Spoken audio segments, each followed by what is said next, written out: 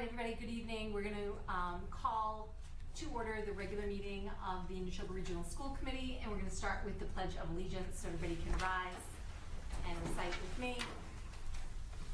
I pledge allegiance to the flag of the United States of America and to the republic for which it stands, one nation, under God, indivisible, with liberty and justice for all.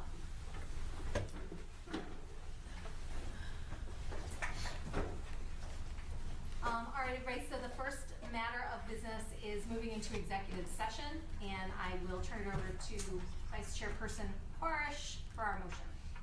I move to go into executive session pursuant to Mass General Law, Chapter 30A, Section 21A3, to discuss strategy with respect to collective bargaining or litigation if an open meeting may have a detrimental effect on the bargaining or litigating position of the public body and the chair so declares. And second. Second. Wasn't done with my motion.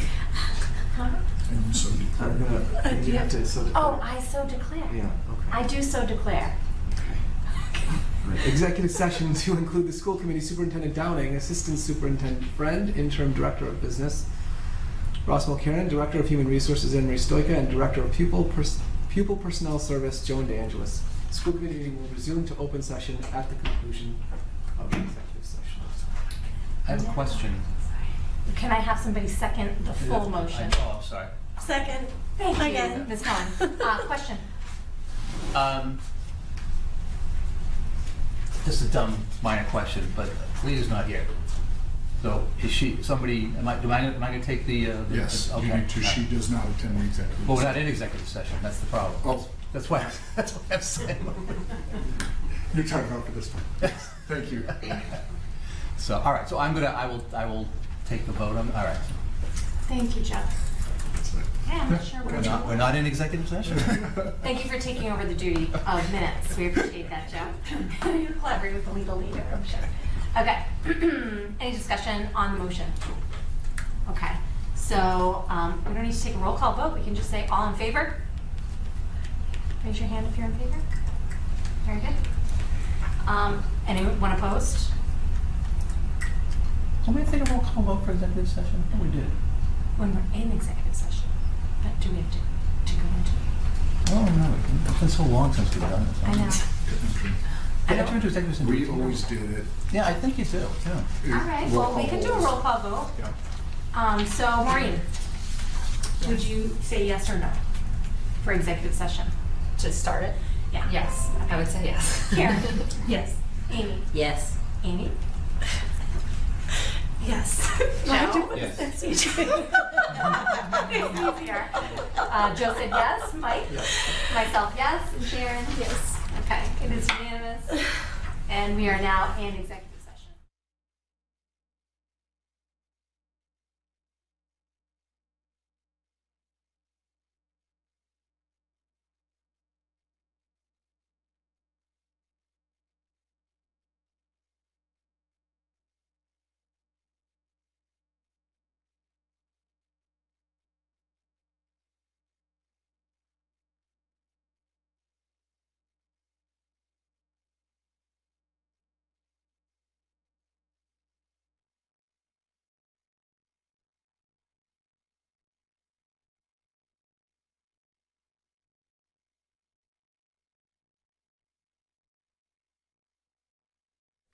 The camera is back on.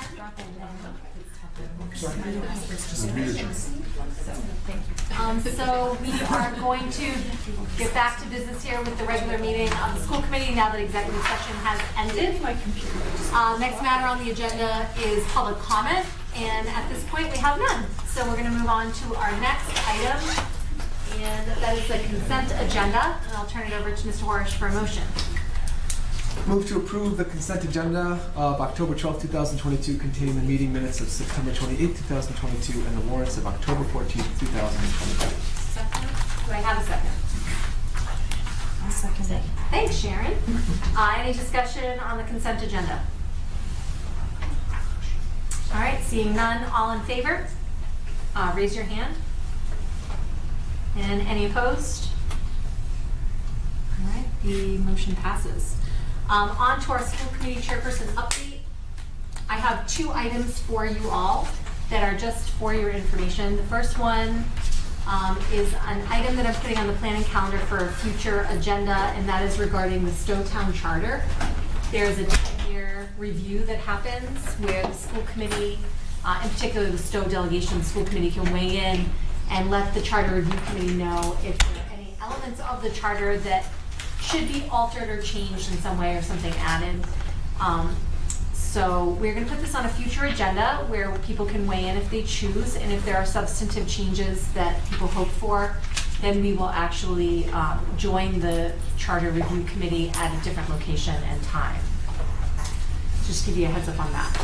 My second announcement is a little bit of an unfortunate one, and that is that effective immediately, we have a resignation to the school committee, and that is from Rich Eckel. And so Rich is no longer going to be joining us, which then creates a vacancy on the committee, and Stowe will begin the process of seeking a replacement for the next 8.5 months. So I just want to take this opportunity to say thank you to Rich formally here at this committee meeting, because he has served the committee well and has been a really welcome member and a great voice for our kids. So we will miss him, but we wish him well. Madam Chair, before we move on, can we ask a question of your report? You may. Yeah. Could you, in your travels, get a clarification from your Charter Commission? I'm a little confused. Why would the Stowe Charter Commission want the input of the full district committee? The Stowe delegation of the committee. Oh, okay, that's what, thank you for the clarification. Although, if you see something, Joe. No, is that what I was thinking was, why would the people of Stowe care what the people of Lancaster? I'm secretly trying to get your opinion. Your expert opinion. I apologize, thank you for the No, that's clarification. Thanks, Joe. Okay, so next item is superintendent's report. Over to you, Kurt. Thank you, Madam Chair, I appreciate that. Couple of things before I begin here. In an unofficial matter, we'll save the accolades for our next meeting in remote, but this will be our last in-person meeting with Ms. Maroney as our business and operations director. So it's great to have you at the table, Pat. Like I said, we'll save the embarrassment stuff for the remote meeting for our next meeting. So, and just a couple of pieces. Some thanks to Ms. Masterson. She has taken the frames that we had on the wall here, and we have our Nashoba Portrait of a Graduate, which we'll be hoisting up on the wall, as well as our vision. So these things will be hung up on the wall this week, and you'll see them in our meeting for the next time. So we just got these, so I just wanted to take the opportunity to show you. So, and thank you for doing that. Okay.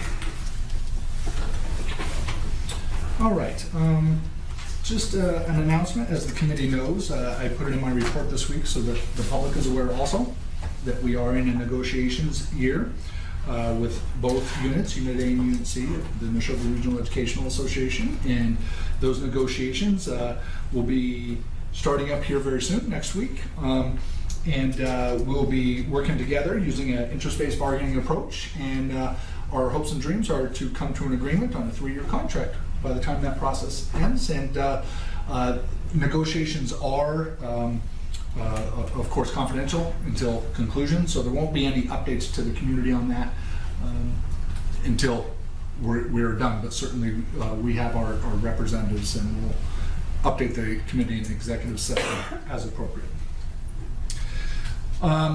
Unfortunately, if you recall, Mr. Denson came to do a civil rights trip this year with students. Unfortunately, there was not enough enrollment in the trip to justify the cost of the trip. So that trip had to be canceled for this year. Mr. Denson's hope is that he can do that again in the future. But it was a situation of not being able to bring enough enrollment to that group. And then included also here is the Assabet Valley Collaborative Update. ABC, as I learned toward the end of the year last year, which is why you had rapid fire ABC updates at the last 3 meetings, I think, is 4 times a year we are to update you on the collaborative. So here's a piece. Our collaborative is made up of 12 member districts, within our region, and they help us in terms of they have specialized programming for students with very specific needs. They are work on negotiation of contracts for transportation for students that attend school outside our district or even between the towns in our district if they're going to one of the magnet programs. And more so in the past, less so today, works in a collaborative fashion on purchasing materials. So for instance, a paper contract. They can get bargain pricing by negotiating for 12 districts versus just one district at a time. So anyway, there's a piece about specialized transportation. I was asked Ms. DeAngelis if she can speak to the next couple items on our agenda here, specialized transportation and disproportionality. Sure. Do you want me to?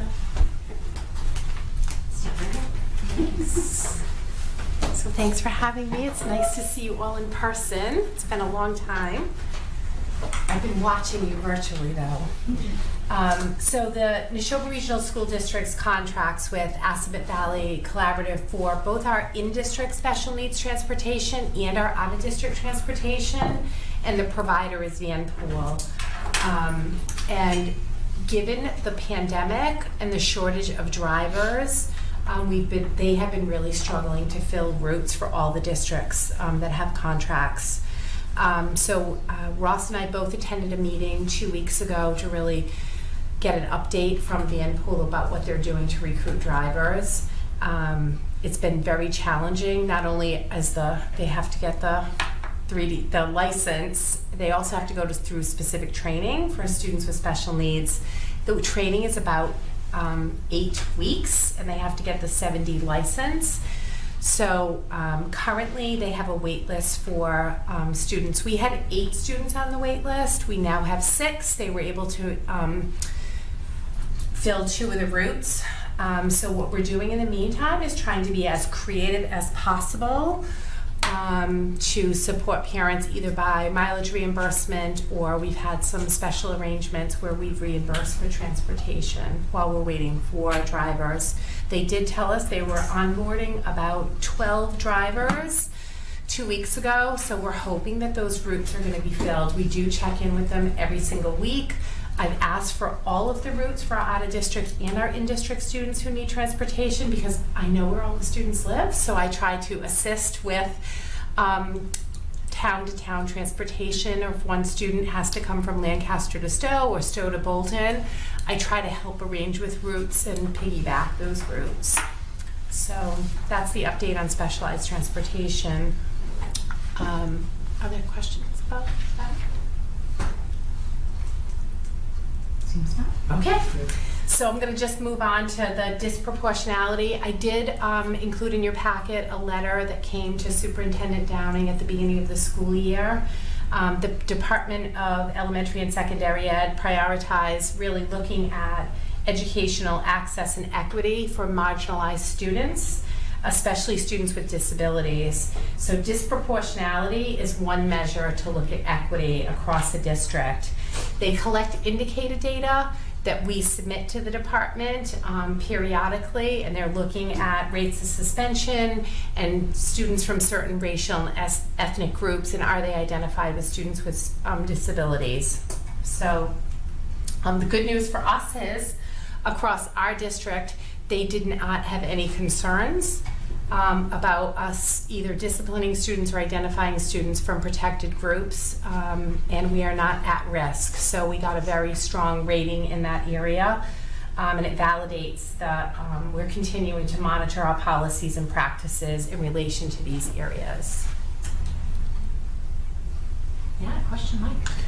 Joan, I don't know if you know the answer to this, but does DESE provide reporting for disproportionality for students that are not under ed plans, or is this exclusively for those that are under ed plans? So they do both, but this disproportionality is really in relation to students with disabilities, to make sure we're not over-identifying or disciplining Okay. Yes, it's very marginalized specific to the 4 groups. indicators in the report, and Right. only those 4 indicators. Okay.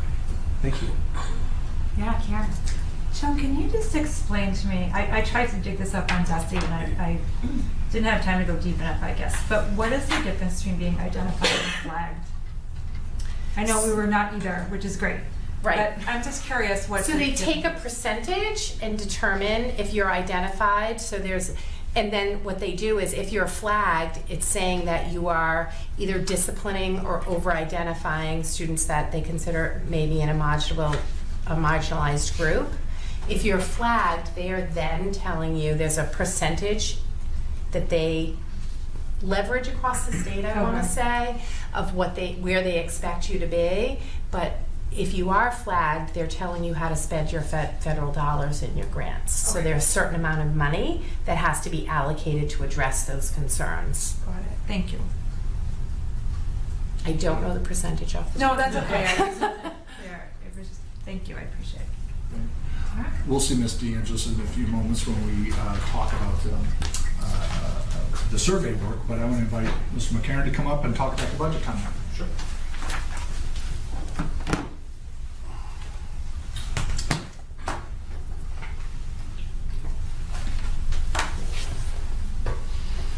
So our budget timeline for this year is more or less reflective of the timeline of previous years when we talk about our target dates, especially when we get to January, February, and March. However, you'll see some differences with the actual action items, as Kirk has advised the committee of over the last couple of months with regards to how we're looking at our staffing analysis, enrollment. We're talking about our non-salary budgets a little bit differently. And also, we're going to be involving our principals and the rest of cabinet in our capital request workshop, which will be coming up to have those conversations fully vetted with regards to capital planning. So some of the, I think, target, if you could scroll down a little bit, Kirk can speak a little bit to the workshop. Did you want to talk about that quickly? Yeah, if you'll paint that out, I'll talk about the workshop at the end there. Continue going? Yeah, keep going. Okay. Yep, so after the proposed workshop, we'll then be going out and speaking with the town-based FinComs in February. We'll set those individual dates with them with our target date of March 1st for the budget public hearing here. And then obviously giving school committee time and opportunity to review that with the final vote of March 15th, which I believe is our sort of due date regardless, and it happens to fall on a school committee day this year. So up until the last minute, we'll have working time on the budget. So, Madam Chair, I have an item for your consideration, and that is to look at our budget workshop at being at a regularly scheduled school committee meeting to be in person on January 18th. Traditionally, the committee has held a Saturday workshop to do the budget workshop. That methodology was designed after principals and department heads coming and advocating for their individual sectors, their individual schools, and having a series of presentations around that workshop. We've shifted the methodology of the budget construction in that Mr. Mulcairn ran a meeting just last week with our principals where we're looking at the wants and needs of our schools across all buildings as opposed to one building individually. And so it's Mr. Mulcairn that will bring forward the general wants, because we're going to be able to address some of the needs of our school system by shifting positions across schools to balance out educational programming as we've outlined in our strategic plan. So I don't feel like last year when we had our budget workshop, if you remember, that was quite a famous moment when I was able to finish up 1 minute ahead of the deadline in my friendly wager with the assistant superintendent. God, yes. Dr. McGuire was a good sport about that, for sure. So I'm confident that we could deliver a budget workshop in this setting if we were to schedule the January 18th meeting as a standalone, a one-item meeting that night, and that is the sole purpose of doing the budget workshop. And we could, if we started the meeting at 6 p.m. that day, we could certainly conclude by 9 p.m. and give you a comprehensive understanding of the beginning of the budget process. So I ask you just to consider that in terms of your scheduling, but we will work at the leisure of the committee based upon what the needs and wants are of the committee. So this would not require any formal action from us other than us kind of saying, yes, that sounds great. Yeah, you can poll the committee if you want. Yeah, so does anybody want to give up their Saturday? or? That's a good way to phrase it. Is there anybody who has an opinion on whether or not we should shift the way we do business on this workshop? I'm knowing you, I know you've already checked the planning calendar, but what did we plan to do on January, like that So the evening? planning calendar just needs to flop. I think that we have the 4th scheduled on the planning calendar. Yes. So not a big deal, but I mean, ultimately what it does is it gives us one meeting in January. I didn't want to switch it until we had the discussion. So, I mean, you know, ultimately there are 2 meetings in January. If we give one of them just to the budget workshop, then we're gonna have to squeeze everything else into the 4th, January 4th. So what you're probably signing up for is, you know, tacking a little bit of time onto those 2 meetings, likely, but eliminating the 2 to 3 hour meeting on a Saturday in January. Yeah, it's kind of like a thumbs up or a thumbs down, but giving you the, Works for me. yeah, Okay. yeah. So we'll proceed forward with that plan. On the 18th will be the workshop. Thank you. So Ms. Masterson and I will work on adjusting some agenda items on the planning calendar. So thank you for that consideration. I have a question Oh, on go ahead, the Amy. budget timeline that's, I think this is really helpful summary to share with the committee, and I think it's something that I was considering sharing with the select board in Bolton, because just to demonstrate that this is a process that takes months and not just one workshop, you know, which I've heard is the perception maybe and for some people, but I was wondering if we should be adding another line for the meetings that you're going to be having with TAs up front, because aren't you scheduling a meeting with? Yeah, those aren't the formal elements of the budget process per se. I think those are Okay. just professionals getting together to try to figure out, you know, sometimes you have to understand what all the things that go into making the sausage, if you will, and putting it all together. Because I can tell you right now, with 100% certainty, when we have the workshop on January 18th, I will not have Chapter 70 local minimum contribution numbers and regional transportation numbers with you that day. We will have to work off of the previous year's numbers, so the assessment percentages will look extraordinarily high that day. I can say that with certainty right now, because that's just part of the process. But if you recall, our percentages last year on that particular day were up toward the double digits. And we cautioned everybody at the same time that said we will be able to reduce these significantly. And I think we were able to reduce them by 6-7%. Can you just clarify why they are so much higher? Because we don't- where we eventually landed? Because we don't have the state numbers for FY24 yet, so we have to use the FY23 as our baseline numbers for the FY24 budget. When we So get the the MCLs are FY... lower, which means that the assessments are higher. Got it. Exactly, so the assessment percentages look higher because we're using the previous year's baseline. Right. And then once we get those numbers refreshed, that's where we see that significant difference. May I respond? Of course. The only thing I would say is that if I'm not familiar with the process and I'm looking at this document, it makes it appear as if the only time you're checking in with the town-based FinComs is kind of towards the end of the process. But I think that the process actually involves them much more early on. So I'm just trying to figure out a way of how we can capture that on this, so Well- that it's more obvious to those looking from the outside in. I hear you. So we need to talk with the chairs of the 2 FinCons and the advisory board. It'll most likely be that week after February vacation, because here's what has to happen. We need to get those numbers from the state. We need to do a workshop on the 18th, which is actually 4 days earlier than we did last year. Usually last week of December into the first week of March, we get the numbers from, or first week of February, we get the numbers from the state. Before I present those numbers to any of the town FinComs, I'm bringing them to this board first. So when you look at our planning calendar, that takes us then into February. The first opportunity, the absolute earliest opportunity we can meet with the FinCom chairs and their boards is immediately after February vacation. we can't make it work otherwise because I don't control those levers. Okay, I think that's worth clarifying, so thank you. Yeah.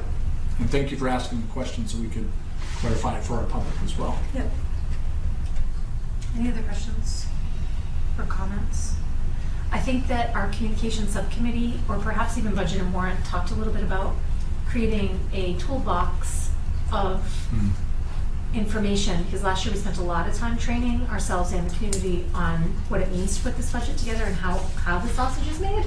Yes. To use your euphemism. I'm so sorry for that. But I think that all of that gets lost in like archived meeting materials. And so it might be advantageous for our communication subcommittee to just build like a PowerPoint slide with hyperlinks to all of those materials, and maybe even to Amy's point, a timeline of check-ins, because you're gonna go to the Bolton Select Board Right. in late October. That should be on the timeline as a transparency feature to say, you know, we are trying to do lots of outreach on the front end of this. And so, you know, building that out, I think it serves everybody.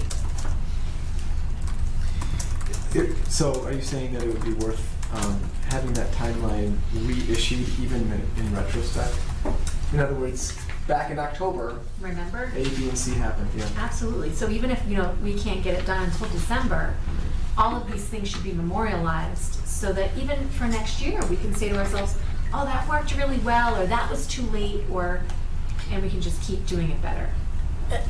And the only other thing I would add is that I think from the town's point of view, it's not so much whether you're able to present the budget's numbers, your budget's numbers to them, it's their opportunity to share their constraints or their projected priorities with you earlier on. I think that was an important. And I mean, you meet with the TAs regularly. Yep, we meet monthly. We have we had our initial meeting in September. We'll have our October meeting here in a couple of weeks, and And I'm sure you talk about money. we do. Believe it or not, we do. Right? I will remind the community, and I'll remind this board, I am at the service of the Nashoba Regional School Committee.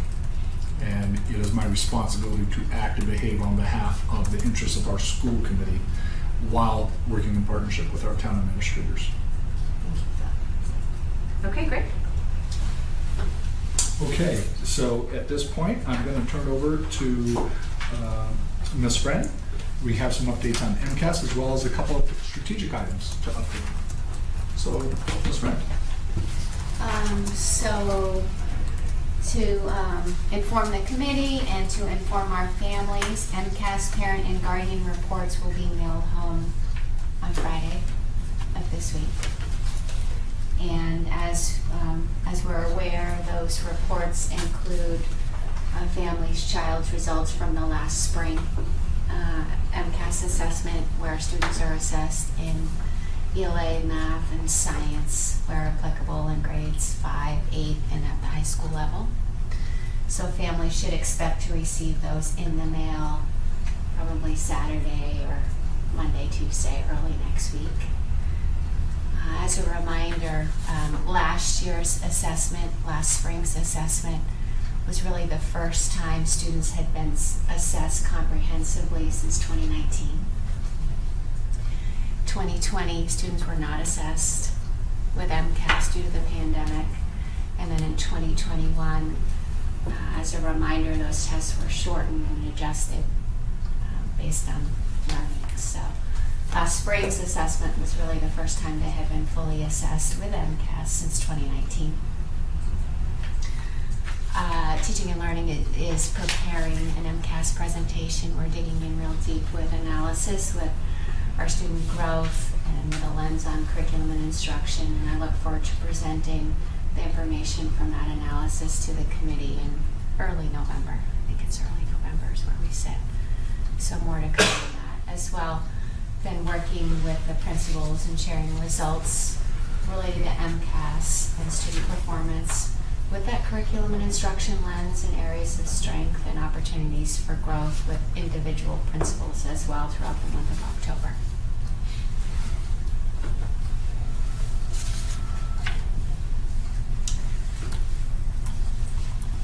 Would you like me to move on? Yeah. Okay. Yeah. Go ahead and take the first two topics? Or excuse me, the The next first one. topic. I was The gonna first say, one is I'm not what I gonna take meant. the Yes. second one then. Yes. You sure? I'll let you share. Stand right by your side. So the first topic is related to our experience at the Ed Leader 21 annual event in Houston, which we attended a couple of weeks ago. Myself and Superintendent Downing, Principal Boynton, and Principal Grady represented the Nashoba team at that Houston event, and that event really brings districts together from across the nation to network and engage in opportunities around bringing the portrait of a graduate. I almost said portrait of a Nashoba graduate. Rolls right off my tongue, because really it's all about Nashoba. But portrait of a graduate really to life. Like, how do we really make that come alive for our students and in our classrooms, and lift it and integrate it in practical ways? So it was a engaging and inspiring opportunity for us to engage with districts who have experienced that lift and that integration, and so we were excited to bring back our learning and our ideas from that event to our cabinet team, and Superintendent Downing and I are in the process of engaging our principals with ideas there, and then of course with our teachers. So we are really enthusiastic about the opportunities there as it relates to what does this actually really look like. So it's not just words on the page. What does that look like in our classrooms? And so that experience was inspiring for us and also practical. So we brought back ideas that we look forward to sharing with the committee in a future meeting as well. So we appreciate the opportunity to attend. It's really inspiring. And we made connections too with other districts across the nation in that collaboration with Ed Leader 21. So thank you. Excited to share. It's hard not to share right now. The time will come. I think it certainly validates some of the reports Ms. Friend has given you already this year regarding deeper learning and universal design for learning. We saw lots of validation in some of the initial steps that we've taken here in Nashoba. And so to see other school systems like a couple of steps ahead in that process was very beneficial to us. And like, we can do it better. Yeah, totally. So, thank you, Ms. Friend. Yeah. Appreciate that. Yeah. Again, I'd like to invite Ms. DeAngelis back to the table to talk about the Equity Survey pilot. And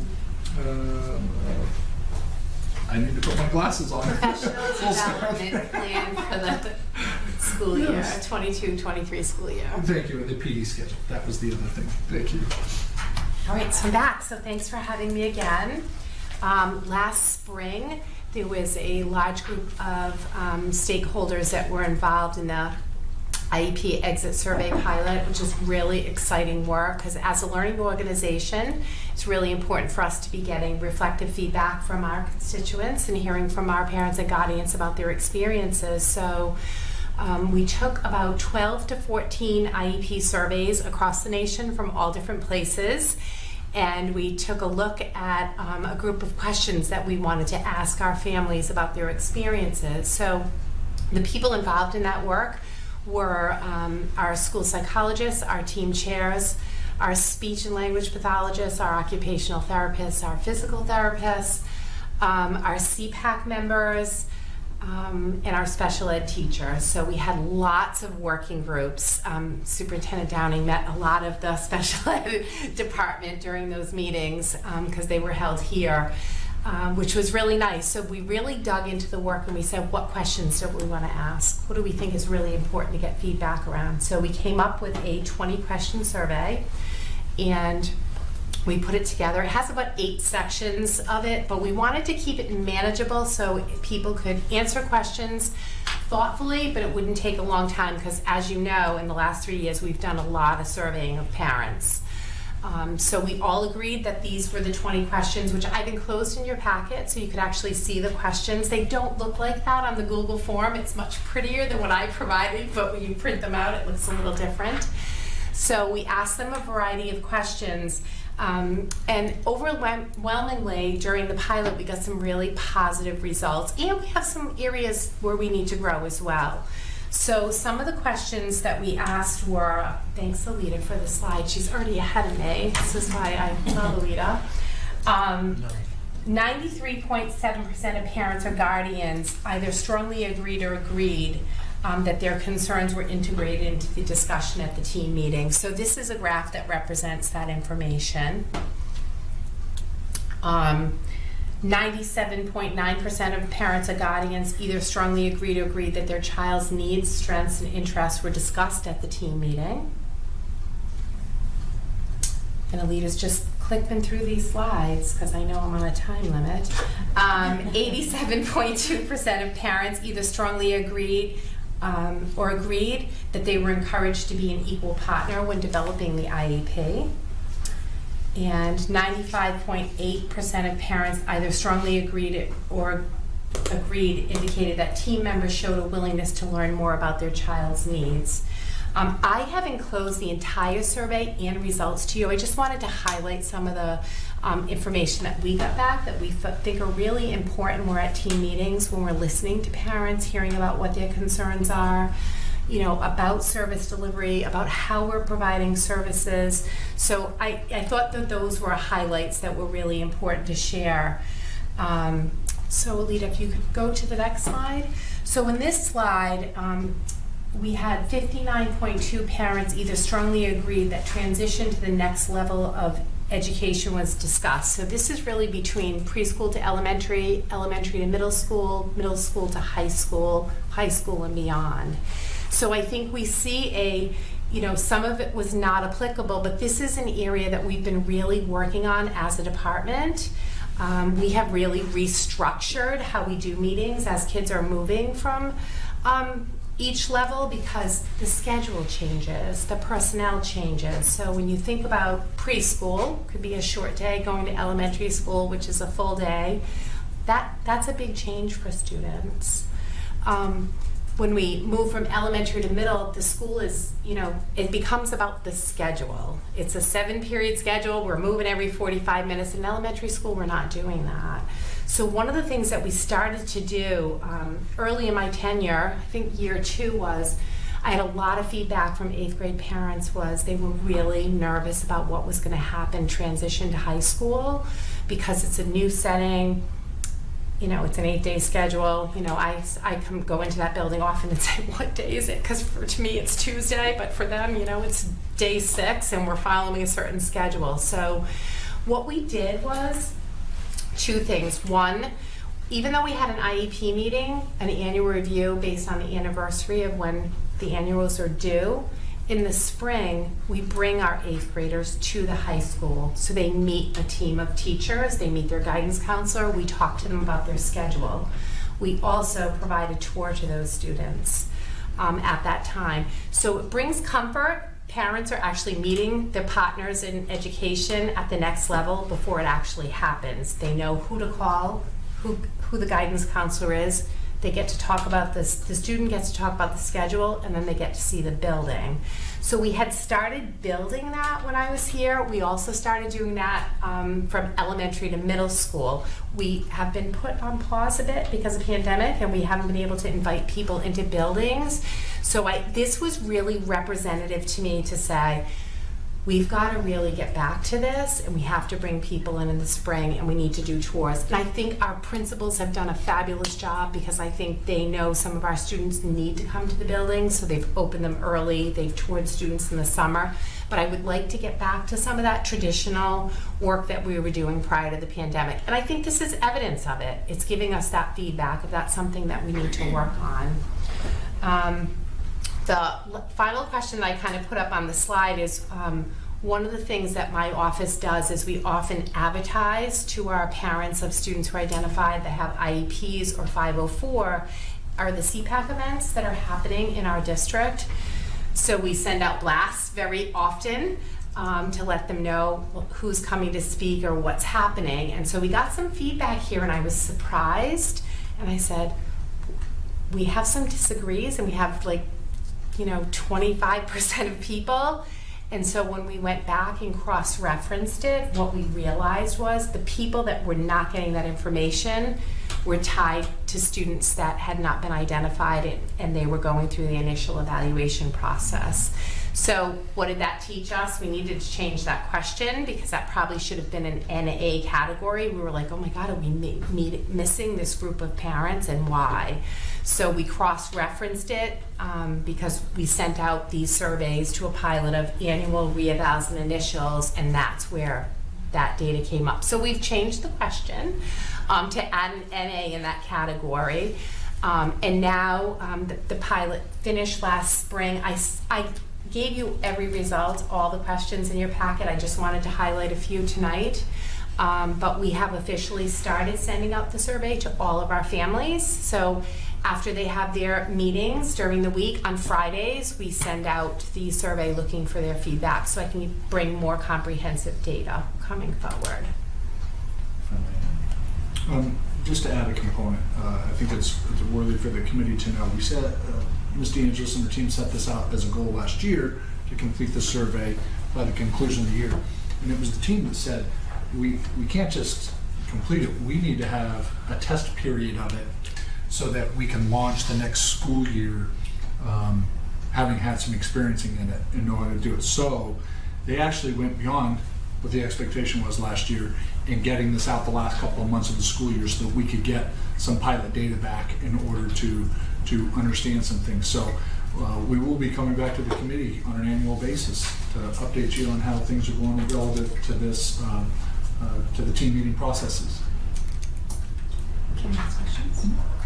Any questions from the committee? Can I just make, so I just want to make sure I understand. So this survey last year did not go out to all parents. It was towards the end of the year. Right. Okay. Because when I was looking at the number of respondents, I was like, wow, that's not a lot for as many as you have. And I was like, something doesn't seem right. Yeah, That's well, what we it is. missed So people I'm so glad you from said that. September So I was to like, April, yeah. That's low, but that's why, because it wasn't. Exactly. Okay. Got it.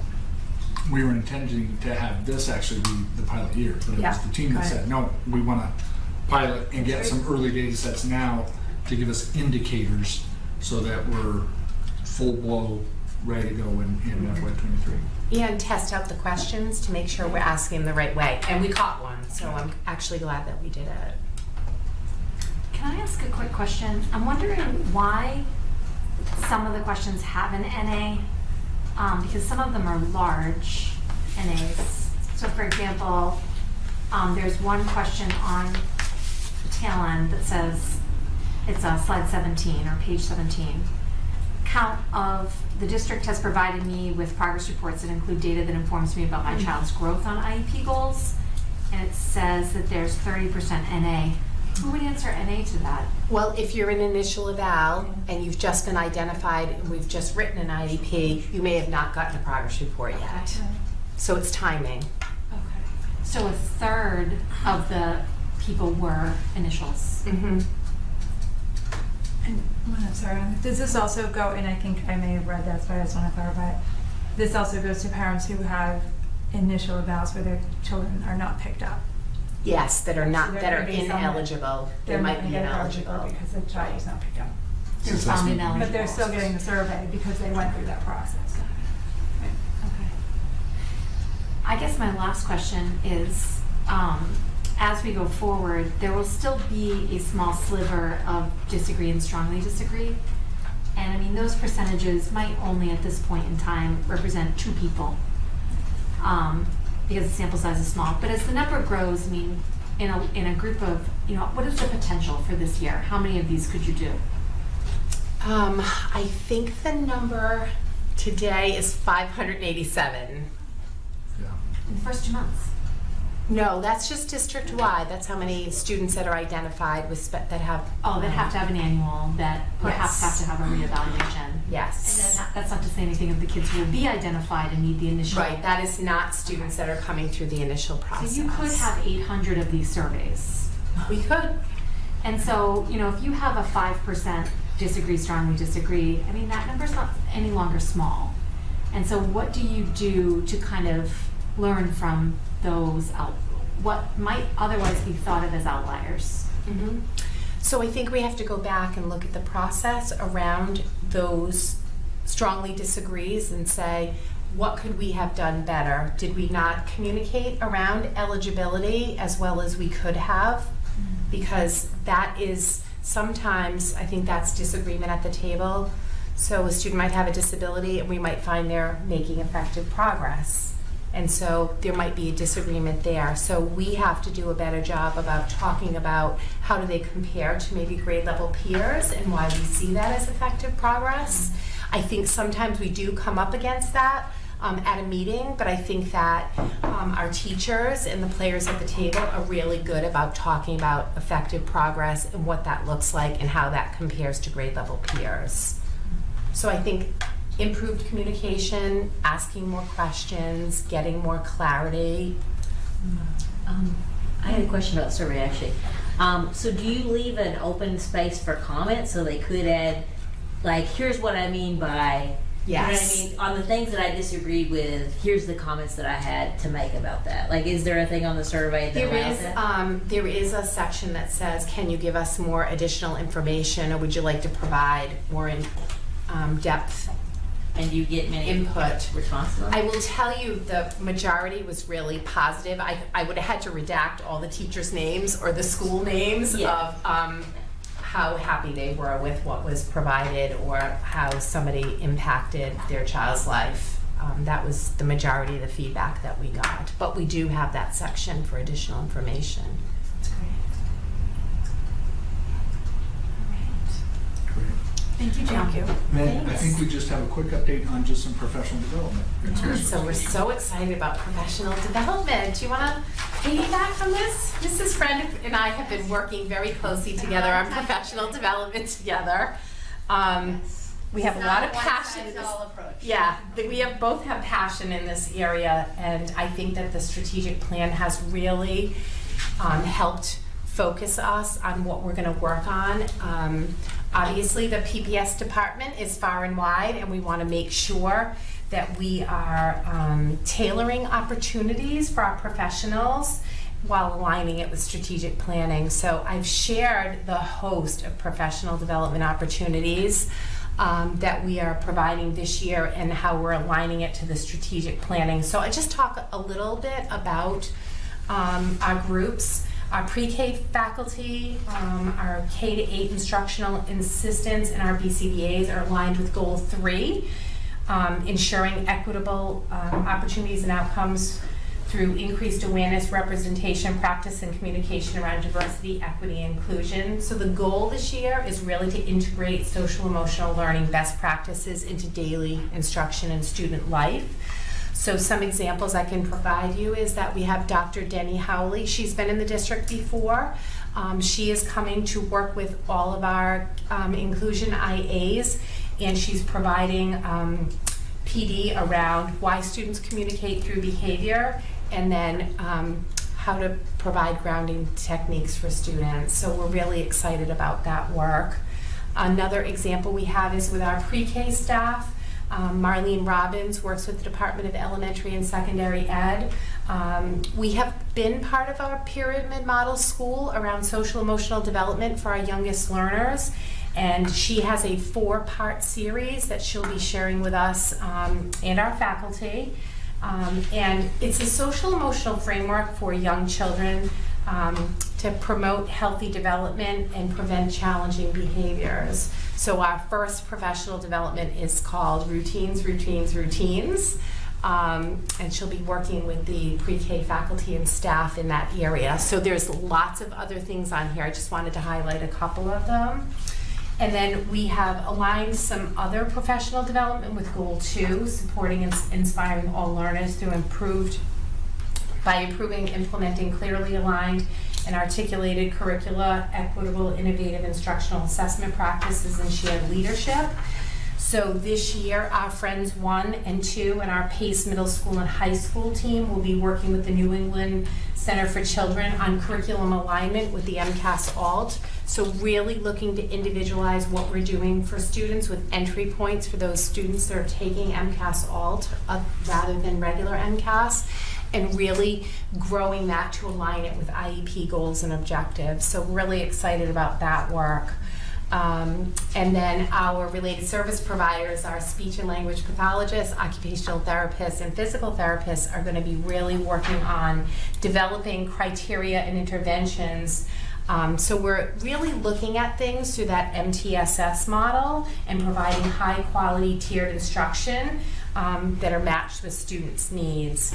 So they're going to be creating ways that they can work with classroom teachers in their classrooms to prevent referrals. So we're doing things early as preventative measures. We do a lot of speech and occupational work now, but we really want to grow that practice, and we want co-teaching to be happening in our kindergarten, our first grade classrooms.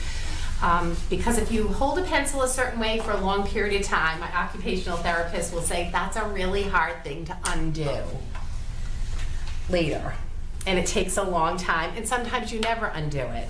So what we really want to do is make sure we have the classroom materials and do that UDL framework and have those materials available in centers, and then have our specialist co-teaching.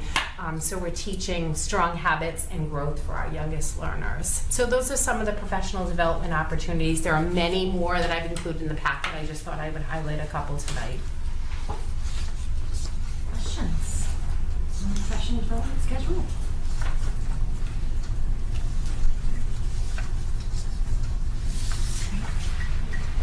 Madam Chair, thank you, and I'm looking at the planning of our agenda and inadvertently put Ms. DeAngelis on there twice regarding the meeting survey. So if you just want to do it again. I think I would over time and be in trouble, I think.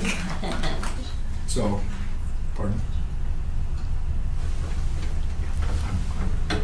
All right, so without objection, I would like to, as we move out of the superintendent's reports, unless anybody has any questions for the superintendent's report as it comes to a conclusion here. If there's no objection, I'd like to actually move our student representative report up before our new business. And I wonder, Dan, if I'm not catching you off guard, would you mind going next? No, that's no problem. All right, so welcome to Dan Aubie, who is our student representative. He is a Nashoba High School student and a senior.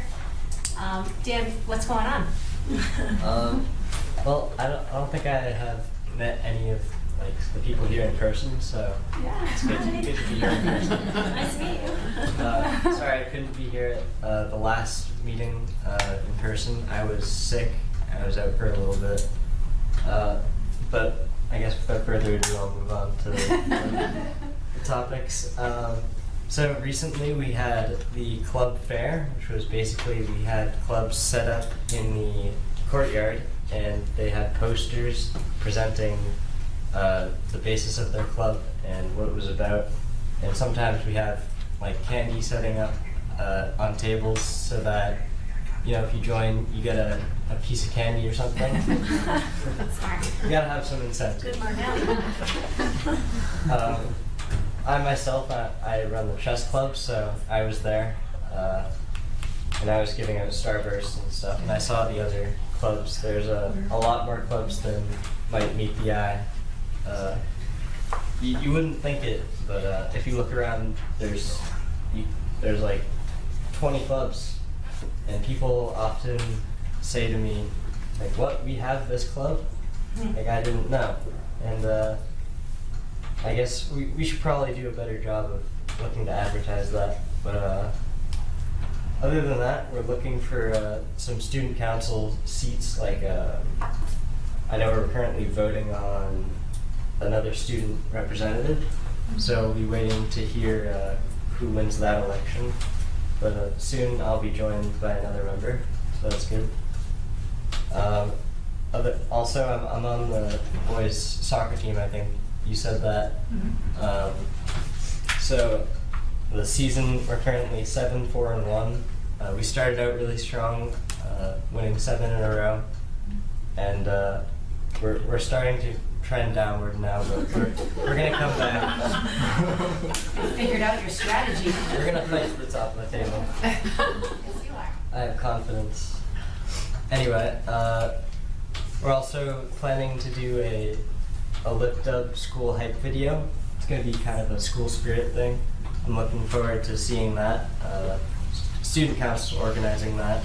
So I'm not sure how it's going currently, but I'll probably check in and see how that's going. We also have the Senior Sunrise on Friday, October 21st. Hopefully I can make it to that. I'd love to go to one of those because I'm only just a senior. I've never been to one, but that should be interesting. We also have Nashoba Homecoming coming up, Saturday, November 5th. Don't know much about that yet. I will try and find out as much as I can for next reporting.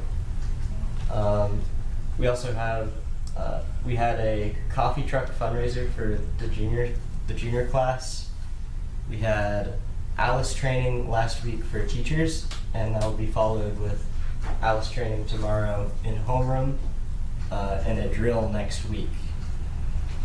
So I'm glad that that's happening because it's definitely current events would show that it's necessary. Dan, just really quickly, for people who don't know, what is ALICE training? Oh yeah, so ALICE training is training to be prepared in the event of a school emergency such as a school shooter. Students aren't just going to be sitting ducks. We actually have plans in preparation for what to do in a situation like that. So for example, the plan could be barricading the classroom door and making sure nobody can get in. We also get taught to do things like if a student does get in, like you gotta like throw stuff at them, try and disorient them as much as possible, or something along those lines. We also get taught things like, you know, if you have a chance, obviously run away. It's an unfortunate situation if it ever were to occur, but it's definitely necessary. Yeah. Thanks, Dan. And we also had a fire drill last week, which, you know, as we're just talking about with ALICE training, it's important to be organized and make sure that we have a plan in place. And from all this repetition of these plans, like we know that in the end, after all of this repetition, if an unfortunate event actually does occur, we'll be prepared and there's going to be less panic, just psychologically speaking. It'll be more smooth, and you know, that's what we're going for. I also noticed the poster over there. I really like the Impact the World one. Yeah, I love that because as a senior, that's the goal, you know. Yeah. Glad to hear it, Dan. Thank you, Dan. All right, so that is the conclusion? Yep. Fantastic. Thanks, That's Dan. a great report. Thank you. Anybody have any questions for Dan or anything? What's the sunrise thing? Oh, Is it- Senior Sunrise, yeah. I've never been to one before, so as far as I can tell, it's you go early before school and you can view the sunrise from the school. Oh. I've only ever seen sunsets from the school. And it's quite impressive to see a bunch of 18-year-olds get there for whatever, 6 o'clock. It is, yeah. I think it is around 6 o'clock. And all the parents will bring, donuts. And it'll be like a little party on the turf. So good luck getting up. Thanks.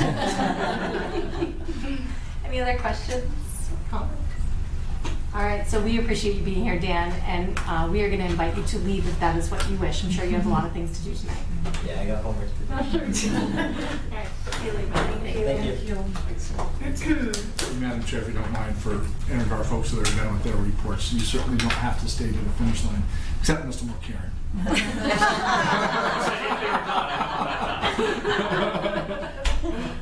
All right, so we're going to revert now back to new business.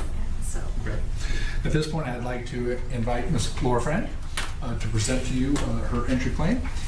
As you know, you're actually familiar with this process. Our two new members of the community may not be, of course, but Laura's going to take some time to talk to you about the structure of her entry process. Ms. Friend. I really would rather not go after Dan. That was very impressive, and he is why we're here. He is why we do what we do. He is why we are working towards a portrait of a Nashoba graduate. So thank you to the committee for providing me the opportunity to share with you my entry plan. It's been a privilege to step into my new role as Assistant Superintendent. As an educator within the district for a while now, I could not be more committed to supporting our students and our families and our teachers and our staff. And I feel an incredible weight of responsibility to do right by everyone. So stepping into this new role really and truly is a privilege and an honor, and one that I take very seriously. As I present the entry plan to you as a means of outlining the goals and processes by which I hope to develop a deeper understanding of the strengths and opportunities for growth in our district, because I have a unique perspective, because I've been in the district for a while. I've approached the entry plan process really differently than someone who may be new to the district. So it feels different and looks different. And I see that as a value add, because I'm privileged to have relationships and have some historical perspective on where we've been as a district. And it's my hope that engaging in the process of the entry plan provides us with a different lens to complement the information and that Superintendent Downing provided through his entry plan last year. So as a note, and I think it's an important note, Superintendent Downing engaged in a very robust entry plan last year, where he examined our educational programming and made some specific recommendations for us to inform our strategic plan, and that's already underway. So my approach to the entry plan is one that is engaging in a process to complement the work that's already been done, to deepen it, and to really explore with a different perspective.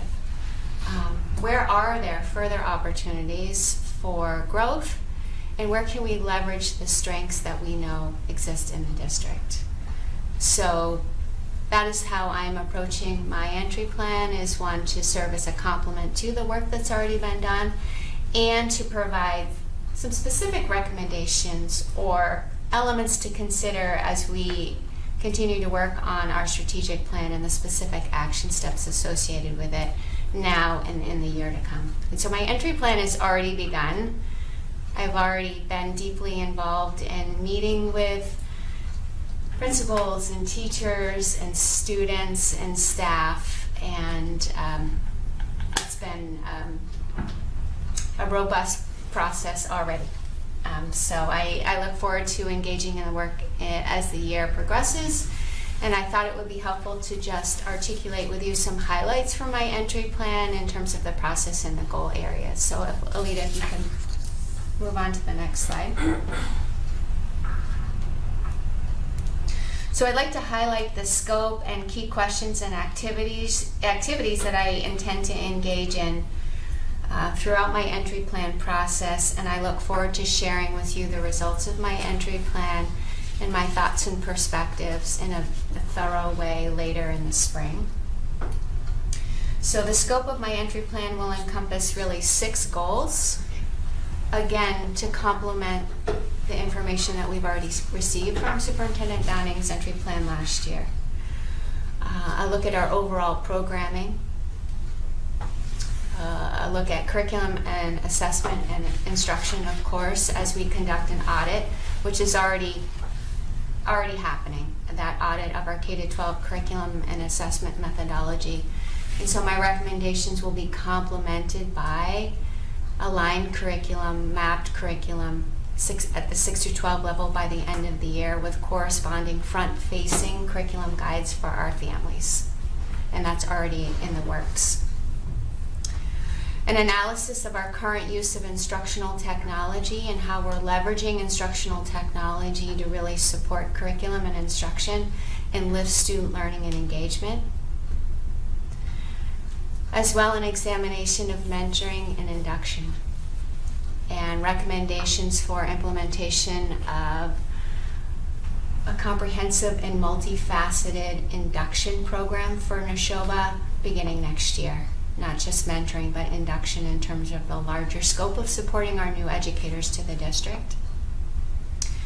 And the fifth one is like, what's really working? And I'm privileged to have been able to work with colleagues in the district for a while, and am privileged to have conversations with staff and with students and with families like, what's really working well? Where's the lift here that we can work to capitalize on and leverage and scale district-wide? And I'm currently in the process with our teaching and learning department around having those conversations. And I look forward to taking all of that information and synthesizing it and sharing it not only with the committee, but with our principals and with our staff. And then in terms of number 6, working under the direction of Superintendent Downing to assess all of this work throughout the year and to identify priorities for improvement based on where we are and where we want to be, to maximize efficiency in the allocation of resources, which I know Superintendent Downing has already mentioned so far this school year.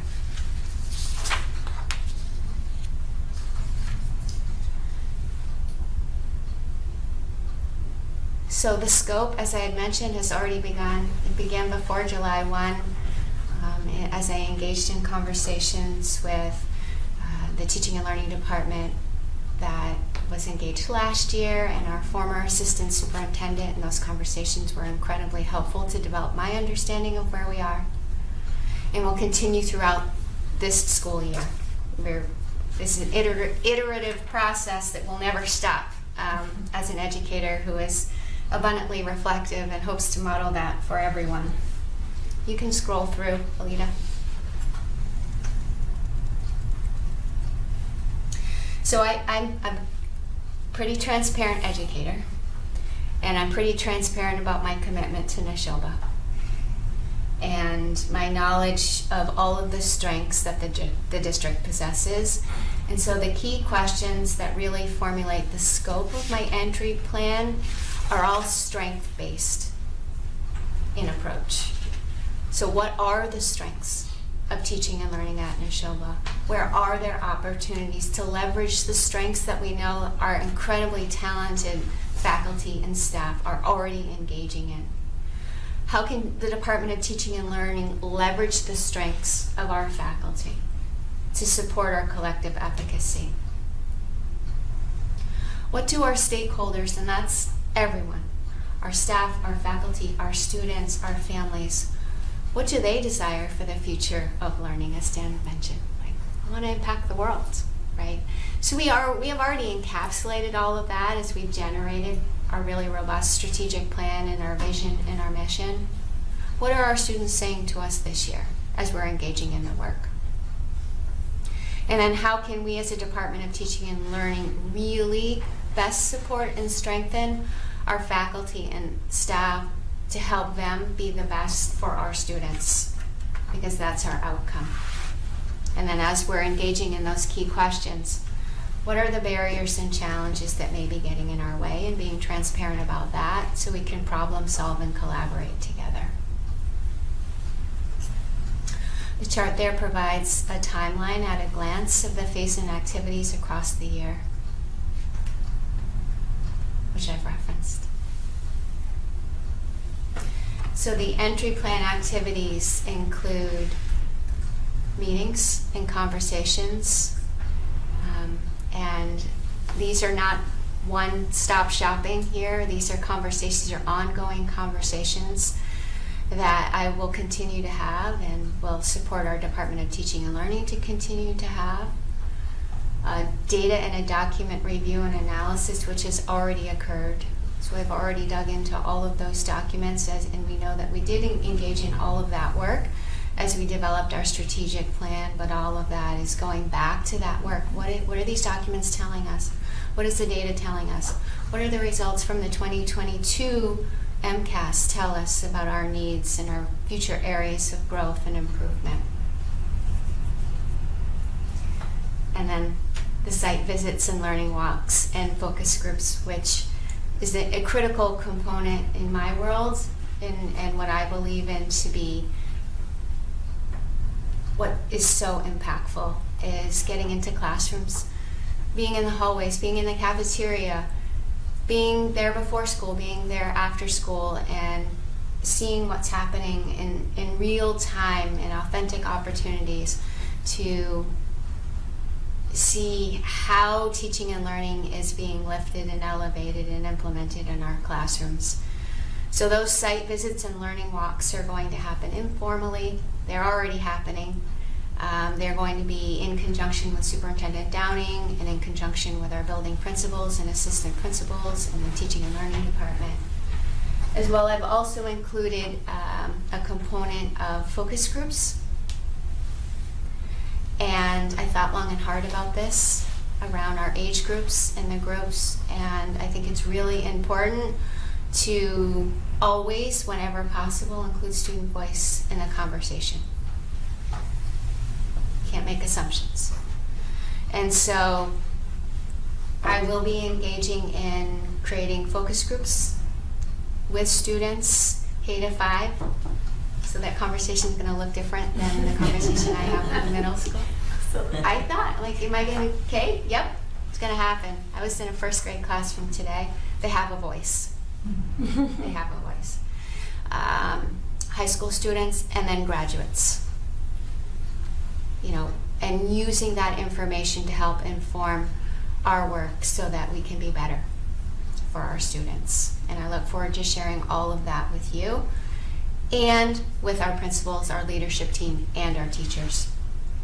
The intended outcomes listed for you in the form of summarized findings and recommendations and celebrations.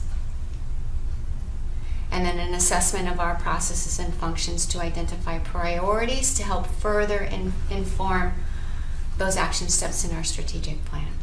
So I'm excited about the opportunity. I have been excited about the opportunity to dig in and to develop and deepen my knowledge of all of the great things that Nashoba is already doing, but for the purpose of doing an even better job. So being a listener and a doer too.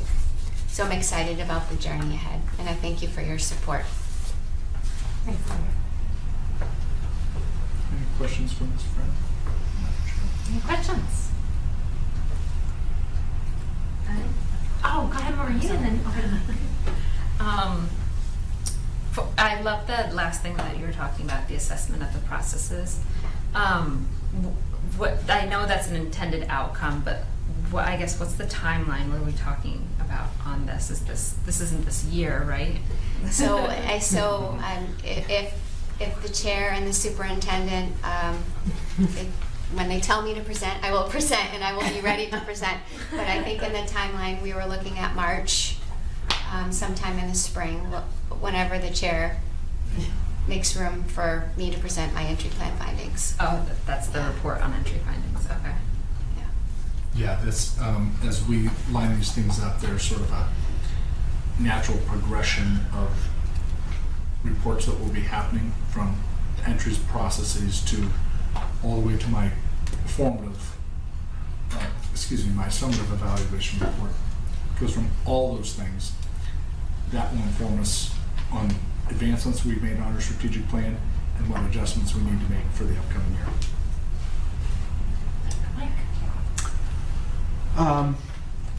Well, thank you for bringing so much clarity and transparency to the work that you're doing, and you being so thorough about this entry plan, which these plans are now becoming institutionalized, which is fantastic.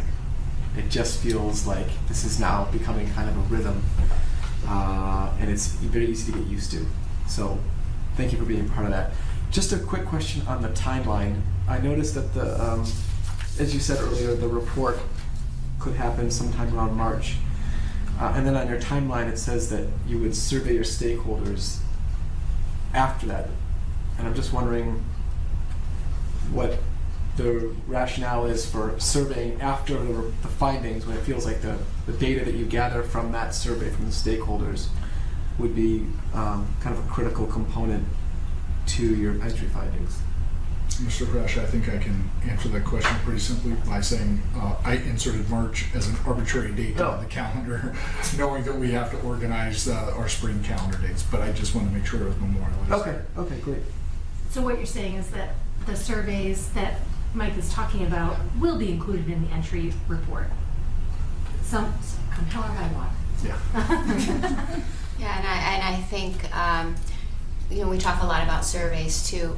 We've talked a lot about surveys and soliciting feedback from teachers, from principals. So now every meeting we're soliciting feedback about our process and was this effective, as Ms. DeAngelis was, reflecting on the team meeting feedback. So that's becoming part of our process, is feedback and soliciting opportunities to provide feedback. I think really the bulk of the feedback that's going to inform my work as it relates to the entry plan is going to be a result of those focus groups and those meetings that I'm having directly. And that's going to be where the meat is in terms of recommendations. Along with the feedback from the stakeholders and the survey feedback, that will be another way to approach the feedback. But I'm excited about those focus groups and what those meetings, tell us in terms of future opportunities. I really appreciate you shattering the echo chamber. I think that it's really important for you all to seek feedback from the practitioners and then utilize it. So, we could have the best laid plan for professional development and it looks amazing on paper, but it just doesn't land well with the teachers and they find it wasn't useful and that builds frustration. So, listening to teachers and getting that feedback, even if you don't share it publicly, but at least you're integrating it into your process, is so valuable, I think. I'm very excited that you're going to talk to graduates as well. Absolutely. I think that's like an untapped. There's so many schools that need to be doing that. And like, what was your experience now that you're out in the world? What do you wish we had done different? That is such an important piece of that, I think. And that's exciting to hear that you're going to do that. And I do like that you're going to do face-to-face and not just surveys with students. And I hope it's a big, wide range of students and really representative. Yeah. Well, could I have the liberty of sharing a 30-second story? Superintendent's going to time me. So, Madam Chair's in control of the she can do. So, to speak from a personal story. So my son attends, I have twins, right? One of my sons attends WPI in Worcester. And we were attending Parents Weekend. And we went up to a table that was selling goat cheese. The mascot of WPI is a goat. And I noticed a student, a former student, who happens to be a senior now at WPI. And I recognized her. And she said, I saw you first. I was scared to approach you. I'm glad to see you. Like, I'm really scary. But anyway, I said, tell me what it is that you're doing. I want to know what you're doing. She said, I am an industrial engineer major. I'm a senior. I have an internship. I started my own business. And I'm looking forward to getting my master's next year. So I wanted to say, please come back, right? Talk to us about all the things that you wish we had done to help support you even further, right? Those are the kinds of voices that we want to hear from, and all of the other students who take different pathways too. So we know that our students want to have a voice, they want to tell us, and they want to help. So I'm really excited about engaging in those conversations. And I'm really proud of that student. Pretty cool. All right. Can I just add one thing that kind of builds on everything that you all have been saying, is that I love hearing the language of being a learning organization being played out in your entry plan, and how much it's looking outward as much as it's looking inward. And personally, as the parent of a fourth grader, I love that you're including the K through 5 students in your focus groups, because they do have a voice, and their experience is just as valid. The only other question I have for you is I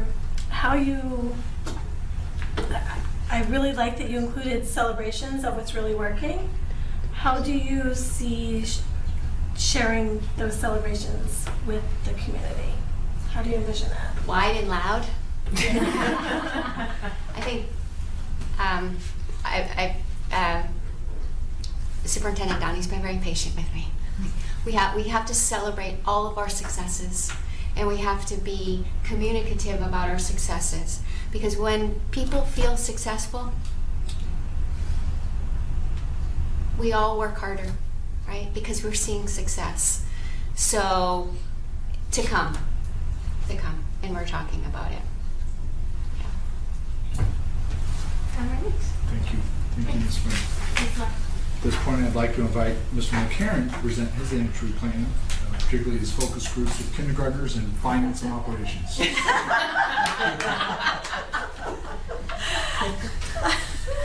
I'll do it. McCarron, it's all over. So, Mrs. Friend, it might be hard to follow the student representative. It's also very hard to follow you. So it was great that our student rep talked about our vision for our students, and he picked out, the impact the world statement. And I think that my work as a leader through my career has been about creating conditions for learning for kids.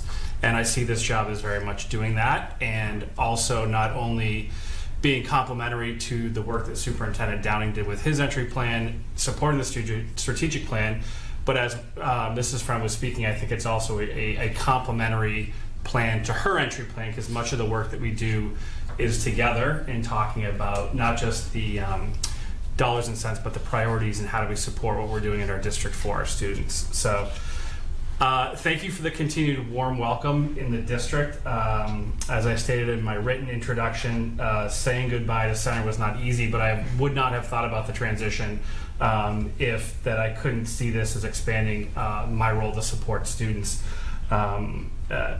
I fully feel that the new strategic plan and all of its associated work is a direct match for my values and will serve as the compass for me in that work.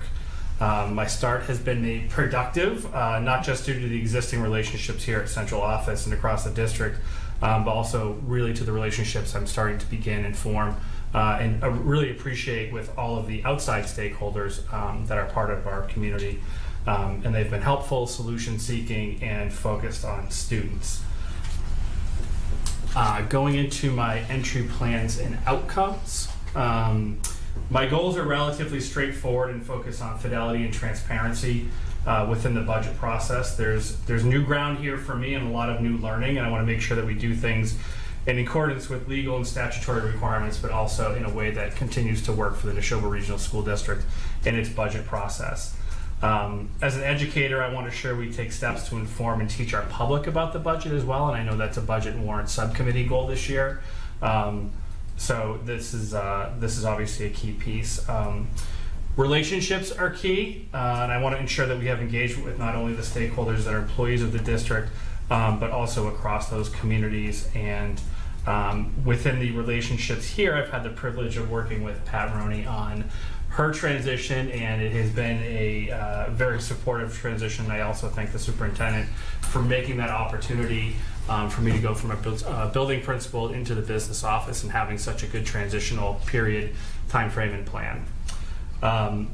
The goals are partially flipped sort of into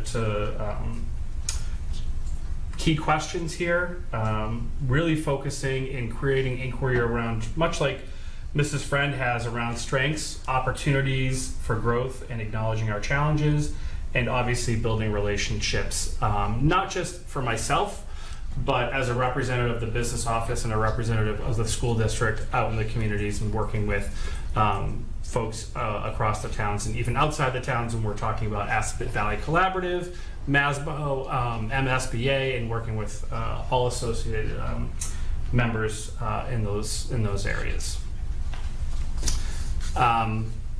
It's no surprise that because we share a wall and we have a door, our timeline and even just our overall framework of our entry plans look very similar. You can see that there is a natural arc in it. A lot of it does mirror the work that Mrs. Friend is doing with teaching and learning in her new position. There's a progression, and obviously some things are ongoing. I'm appreciative of, like I said, Pat's mentoring and the outside mentoring that's been set up for me through Superintendent Downing is very helpful. And I would also add in, I attended my first MASBO conference the other day, and people could not have been friendlier and said call, email with questions. So it's good to know that there's a very supportive network out there for me. Similar to what Mrs. Friend said, I'm looking forward to summarizing my entry plan and findings in March. I also see the surveying of stakeholders as part of that, but I also see it as part of just feedback for me. I can't assume that because I was a building principal, how I approach principals this year doesn't warrant feedback for growth and for information on how we can improve that. Not just with principals, obviously, but all the departments here and other stakeholders as well. I think it would be very helpful for me to have that information as we consider rolling that into another budget process in FY25.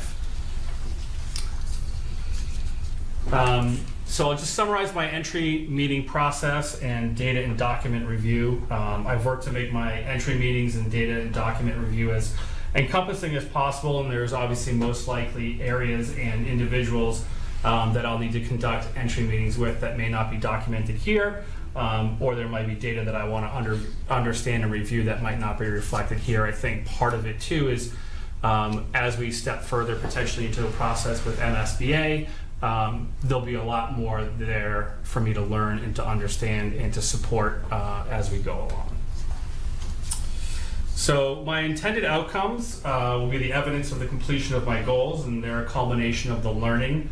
It will be documented in the next steps relative to that learning and my findings. And again, I think a major part of this is making sure that, this is not, I've often said to teams of teachers or even to parents in the past, this is not about me being right, this is about getting it right, and I see that as a huge intended outcome and overall arching theme of my entry plan. So I see this as complementary to all the work that we're doing in the district, and certainly working with my colleagues and stakeholders to make sure we're prioritizing the strategic plan and how it will come to life within our budgets this year and moving forward, and looking forward to all the learning that I'll be doing and reporting back out. Thanks, Ross. Thank you. Any questions? I do appreciate the common template. That makes it very easy to discern, and you don't have to worry about the format. You can just focus on the content. That's right. I feel like I gotta go back to mine and make a better timeline. Yours is fine. So I will say, Madam Chair, first of all, I want to commend both of these leaders for the fabulous work that they've done to kick off what you're seeing as a framework of all the fabulous things that they're doing. Both Mr. McCarron and Ms. Friend have just put incredible effort into not only learning their job, but doing it really, really well. And the transition in the business office has been going well as we have daily conversations, and so couldn't be happier with the processes so far. I will also alert the committee that we do have one more entry plan to do this fall, and Ms. Dolsky, principal of Center School, will be coming forward with that later in November. So, as Mr. Haresh pointed out, it is operationalized in how leaders come into the school system now, that we take a moment to do some examinations and reflecting, because we are learners and this is a learning organization. So thank you. Thanks, Kirk. Yeah, Maureen. That helped a bit with my understanding of this. So this is for new people coming in. Okay, any new position. And then the questions, I love a lot of the questions. I'm wondering, will I find out the answers? Like, will that be? So when we have the findings presentations, you will get them. Got it, okay. And I've already been briefed that the comprehensive reports will give you the answers, and we'll have presentations that are maybe shorter in duration than they were last year. We had a couple of lengthy presentations that we all remember so well. 10 minutes, Joe. 10 minutes. So yes, we will be coming back. You guys did great. Mike, too. Yeah, just equally impressive, Ross. Thank you for doing this. I think Laura's approach to the district and your approach have some pretty stark differences, and they cater to different interest groups, I guess. But it's no less important, and I think, two things. I would invite partnership with Budget and Warrant to help you answer some of those questions and achieve the outcomes that you've outlined here, and also that you will probably have a really good metric of your success rate based on how often you hear, oh, that makes sense. Now I get it. Because we've been hearing a lot of that over the past year or so. And I know for a fact that people around town really appreciate it. And so people are hoping to keep that momentum and just sort of keep that in mind. But Right. thank you very much. Absolutely. And you'll find under my entry meetings that I am scheduled to have an entry meeting with Budget and Warrant Subcommittee. So Right. please bring all your questions, ideas, and thoughts as I meet Looking with forward you. to it. Great. Thank you. Great, thanks, Ross. All right, so to unfinished business. We are moving on to a second reading of policy IMG, animals in school. And so I would love to turn this over to our chairperson, Ms. Devine. Can you help us, just give us a very quick reminder of where we are in this process, and then we can make a motion. Yeah, and Amy, you chime in because Amy prepared this for this meeting, so thank you, Amy. Yeah, so essentially this policy was updated to include the information on therapy dogs. So on the red line, if you scroll down, you will see all of the additions that were made to kind of cover that piece of it. And Amy, there were not substantial changes, I do not believe, to No. this, right? No. Yeah, this is pretty much. That's why we put it on, tried to bring it up tonight, because there weren't. wasn't really anything to change, so we didn't need to meet again to. Yeah. Thanks, guys. So, Mr. Warish, I turn to you for a motion, Sure. I'll move to adopt the revisions to policy IMG as presented. and I'll second that. Any discussion?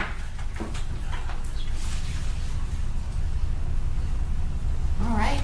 All those in favor, please raise your hand. It's unanimous. Thank you, everyone. Officer McCarthy will be very pleased. As will Fantastic. Dr. Boynton and the students of The Nashoba students Region. will absolutely benefit. So, great. Let's move on to our next matter, and that is our subcommittee / advisory reports. If you don't have a report, that's obviously totally fine. Feel free to just say that, and we'll move on. But we do start with budget and warrant. So our update, we had originally planned on meeting earlier this week, but that didn't work out. So we actually have a meeting planned for the 24th of October. So no real report. Awesome. And communication. So communication met just before this meeting. We kind of danced around a little bit, who's going to be chair.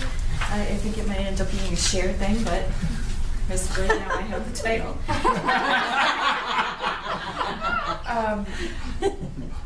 Congratulations. She's the veteran. Not really my thing, but always learning new things. So we are kind of in the process of figuring out how we might create a newsletter that would share some of the important or highlights of information that come out to us as a committee, so that we are sure that the community is able to easily access the presentations and the information that comes to us. I have written down, somebody had mentioned creating a toolbox of information, so I have added that to my list. And we will meet again in the beginning of November. Thanks, Sharon. Over to the school building committee. Thank you, Madam Chairman. As you probably are all aware, we had our fourth public forum last evening where we went over our proposed design options, and our next meeting is scheduled for Tuesday, November 18th, at which time the committee will be making a recommendation to the full committee on a preferred schematic report, which will include the design option recommendation of the school building committee. There was some additional information provided last night to the forum, which I would like to advise you of. That my understanding, speaking to the OPM, is that we should be getting a report from our estimators on Friday of this week. At this point, the estimations will go to the superintendent's working group and then initially be presented to the building committee that evening. I understand that some of the feedback I've been getting from the forum last night is that there are some in the district who feel that that estimation report might be coming in a little bit late, but I would caution any of the critics of that particular aspect of the project insofar as we are at the discretion and beck and call of the MSBA, and we can only move so fast in our process as the MSBA moves. So we are within the time guidelines as established by the MSBA, and I will, the OPM was very keen to point out that as we move forward, these are just estimations, these are not the final budget figures, that's going to be the final cost figures that will be presented, but I want to just address the issue that, we're not haphazardly moving into the preferred schematic report without taking enough time to analyze the costs associated with the new build. So I will remind the committee that you're all on call for the 19th, where we will be voting on a recommendation of the building committee on that evening. And that's it, Jen. And you recommend that we all watch the school building committee meeting on the 18th so that we can be as informed as possible when we arrive. Yeah, please come if you want, or just watch it if you want. So. Okay. Any questions? Because that is an important one. Is that in person, that meeting? No, that meeting is going to be remote. It's going to be remote. We're not doing Yes, it. that's correct. Yeah. Okay. The 19th is remote. The 19th. And the 19th. That's to you. is That's also your remote. call. That's your call. Yeah, pop-up meetings especially should be remote, I think. That's fair. Any other questions? I did hear that same concern, Joe, about Yeah. it being a little bit rushed, but I think that we're being as transparent as possible. The estimates are going to be incredibly broad and rough. Hear my words, okay? We can only move as quickly as the MSBA allows us to move, okay? So without saying any more on that, okay, understand that we are at the discretion and the beck and call of the MSBA.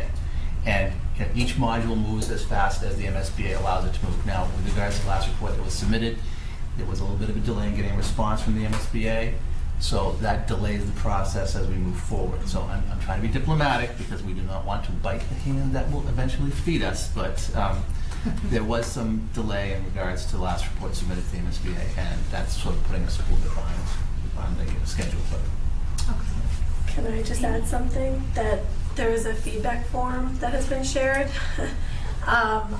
on the preliminary design options that were presented at the forum last night. And so the public is encouraged to review the slide deck that has been posted on the website and complete this feedback form so that we can gather as much input as possible before this committee is asked to take a vote on a preferred option. So. To add to that, the recording of last night's presentations was emailed out to all of the families in the school system, and that letter was also sent to our town administrators that are going to be sent, that if they have not done so already, are sending it to the residents of the towns. So the link to the entire video presentation and the feedback form can be found in that communication that's gone out already. I think my one final question is, you said that the estimates might come to us on Friday? I was advised that it looks like, and again, we'll see what we get when we get them, but the OPM intimated to me today that, and again, I will defer to Superintendent Downing on this, because if you have information contrary to what I'm being told, okay. I've not received anything today, but that's my understanding by the end of the week. The end of the week is when the OPM expects the estimated report to come in. And as I said, that will be presented to the superintendent's working group on Tuesday afternoon, and then presented to the building committee that evening. And I would also point out, I'd be remiss if I didn't point this out, our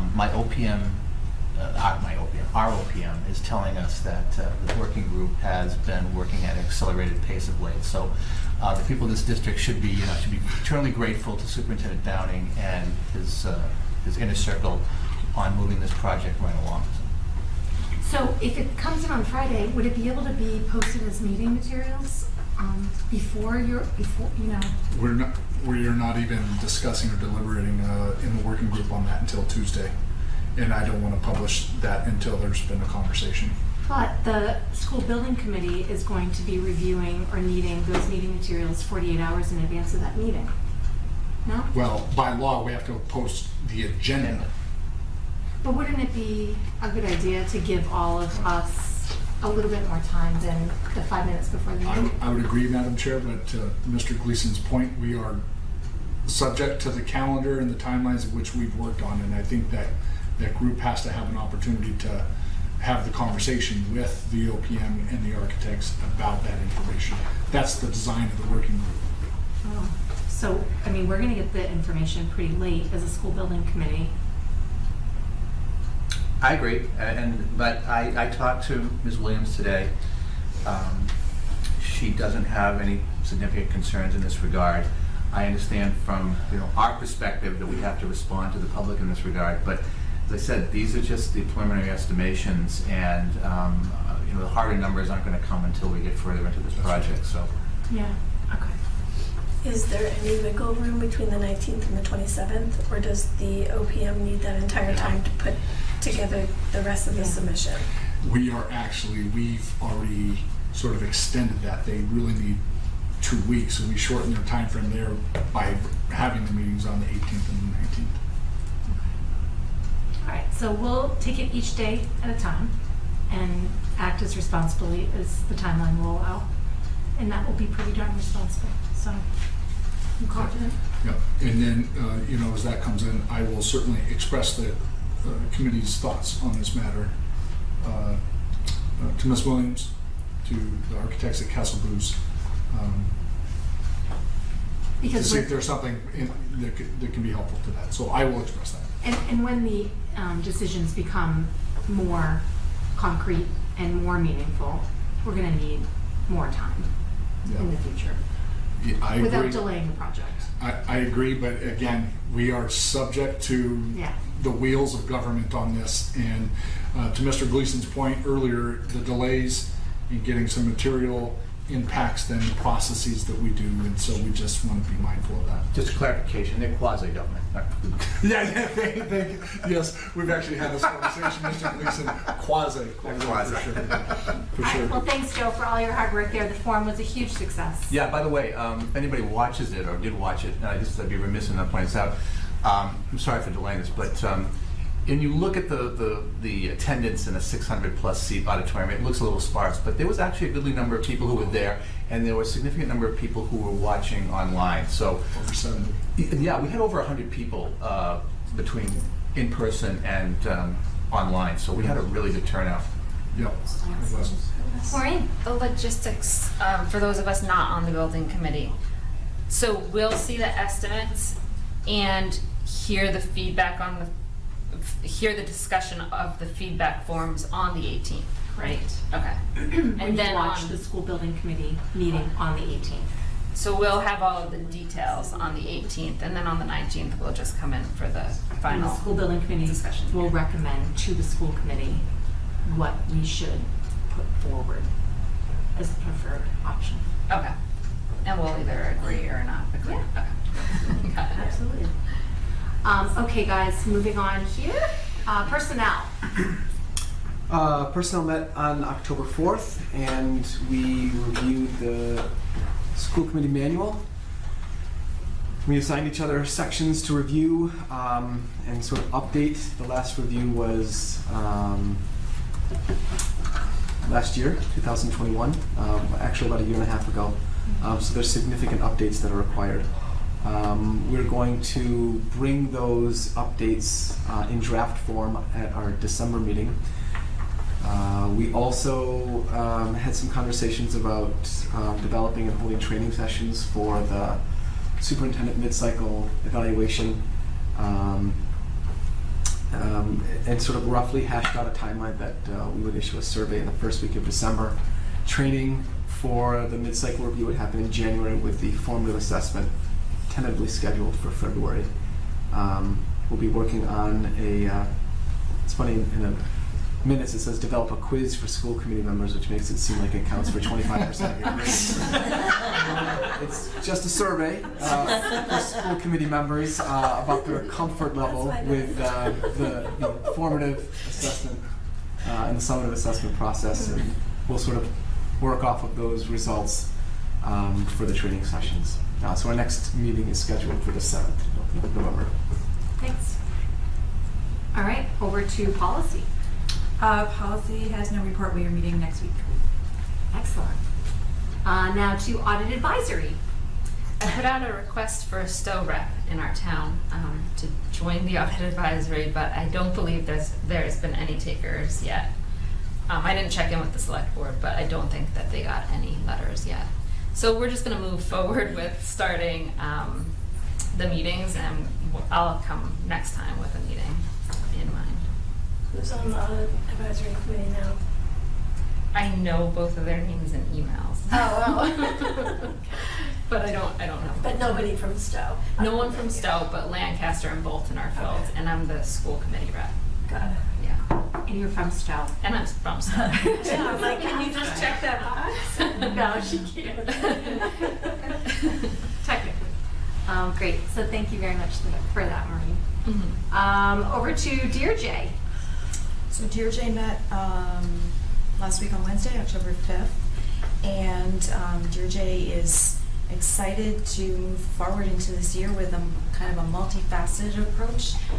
They are considering what projects they might be wanting to work on, but also will be partnering with the district to help forward the work that the district is doing around equity and inclusion, and are hoping that there will be some participation from within the district, teachers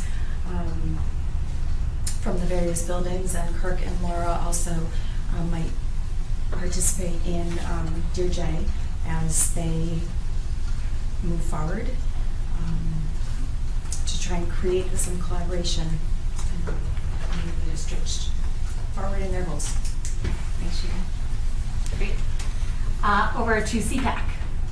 I was able to connect with the CPAC chairs via email. They did have their first meeting last week. I was not able to attend, but I think we'll be finding a time to connect a little further soon. Great. Thanks, Karen. And the last one is the RAAAC, or Regional Agreement Amendment Advisory Committee. It's a mouthful. So I'm happy to report that the RAAAC met, Sharon's part of it, met a little while ago. We formalized the document as best we could. We sent it off to our NRSD legal counsel, and they've returned it to me. So there are still a couple of questions that I'm going to get on the phone and have a quick conversation with them on a couple of different points, but it is almost ready to go back to DESE for what I hope is the final go around with them. My calendar shows that if all goes well, I will have it in the meeting materials for 10/21, and at the 10/26 meeting, we will hold a public hearing, for 15 minutes at the beginning of our meeting for anybody to come and weigh in on that. And then that will also act as the school committee's first reading, and we can open up a deliberation in the regular meeting. Any feedback that you guys give to me, I'm going to then send another version back to DESE just to make sure that you all have had a say.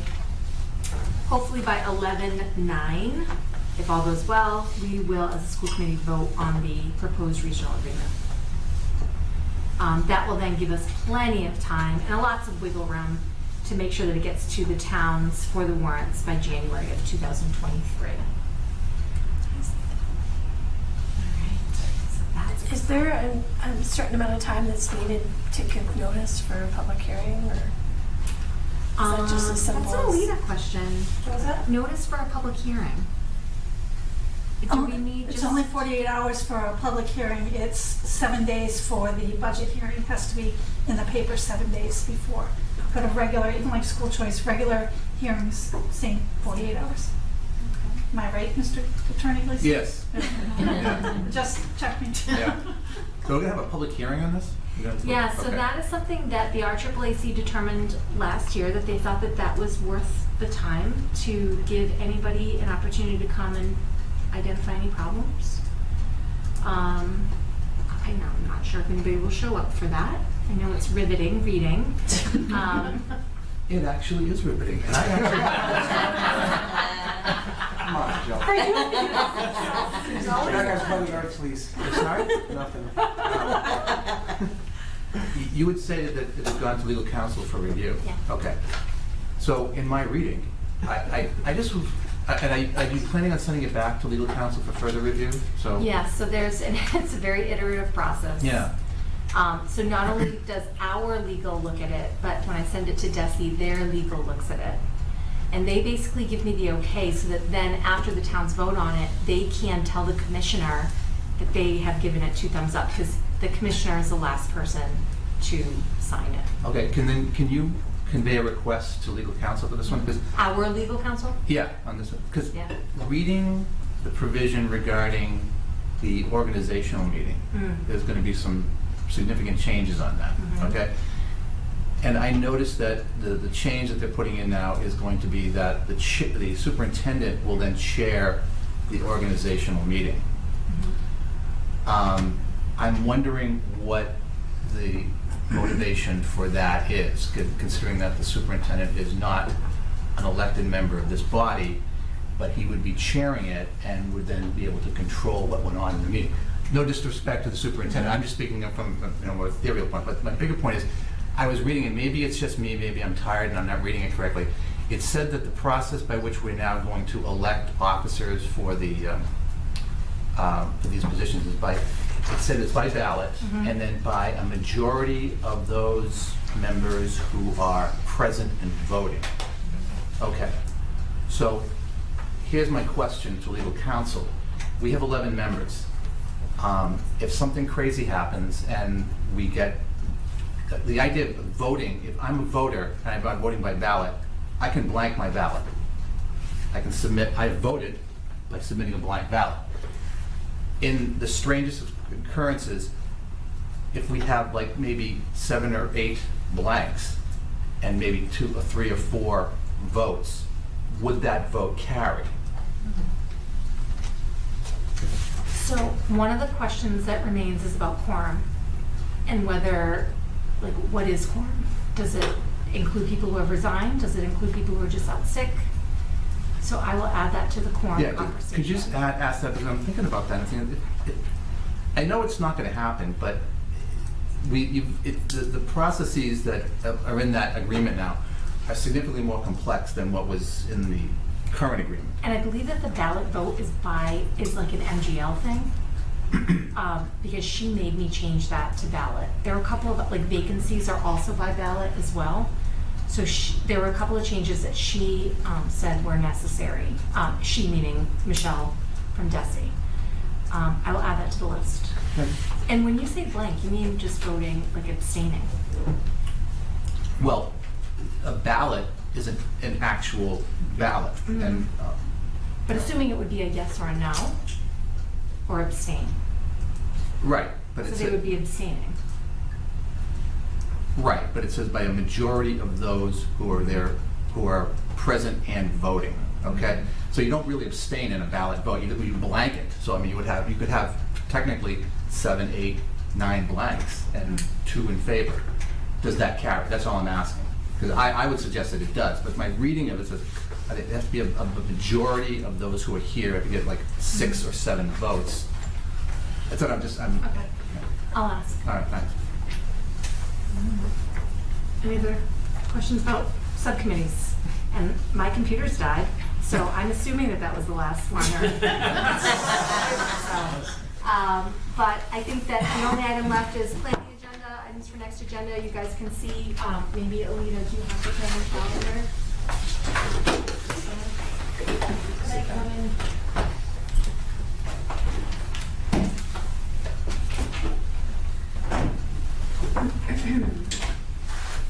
So for October 26th, it's a remote meeting. You guys can read what's up there.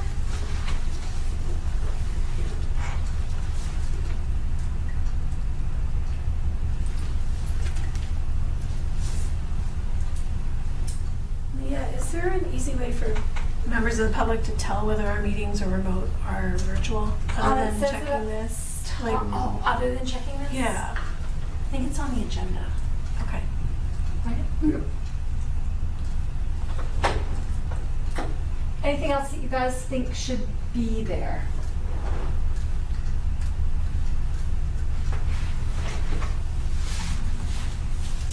Oh, is that, yeah, the public hearing's there. That may be, by the way, very ambitious. Because Peter actually had more questions for me than answers, so I'm gonna call him up. See how it goes. All right, guys. Can I get a motion to adjourn? So moved. I'm gonna second. Everybody in favor, raise your hands.